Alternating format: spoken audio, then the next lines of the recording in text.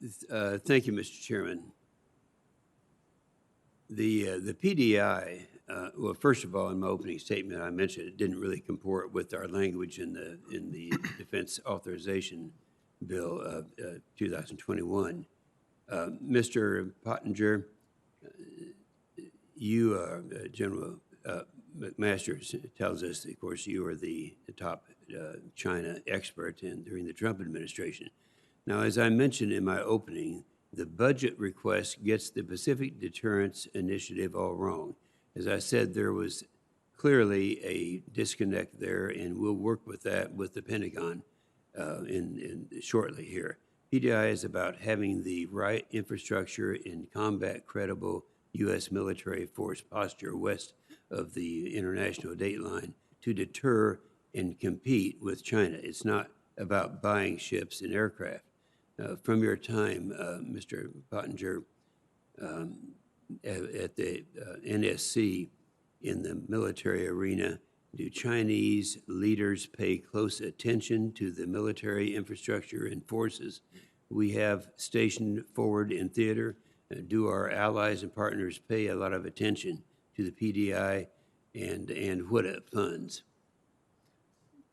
Senator Inhofe, thank you. Absolutely. The answer is a resounding yes on both those fronts. The Chinese Communist Party, every time we expand our infrastructure and give ourselves more places to operate out of, it complicates quite badly their military strategy. It complicates their plans for things like coercing Taiwan. And our allies, so they notice it. Our allies notice it just as much. My experience was that a lot of our partners around the region usually knew our defense budget better than we did.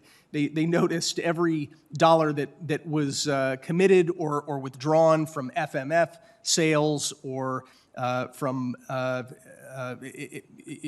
training and other activities in the region. So I couldn't agree more that the PDI is really about building infrastructure. It's about improving our force posture in theater, giving us that versatility and that redundancy to be a formidable deterrent. That's good. Dr. Grottens, the Chinese Communist Party has built a police state that would make the Soviets blush, but they're doing it with new technology, and they are exporting the technology that makes monitoring and repression possible.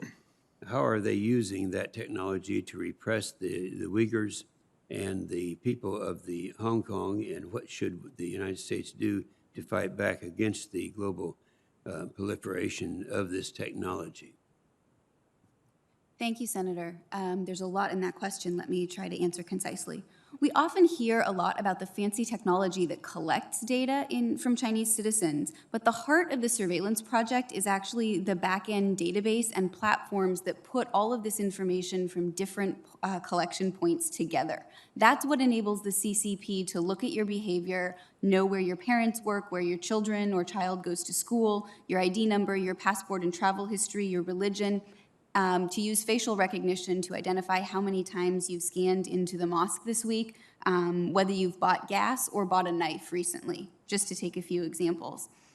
All of that can be put together in an algorithm, and we've seen that when this use of this kind of surveillance technology was applied in Urumqi or Xinjiang, for example, visits to religious sites dropped off sharply. Because if you hit a certain quota in the algorithm, you would be flagged for detention and re-education, and it made people, quite frankly, afraid to pray.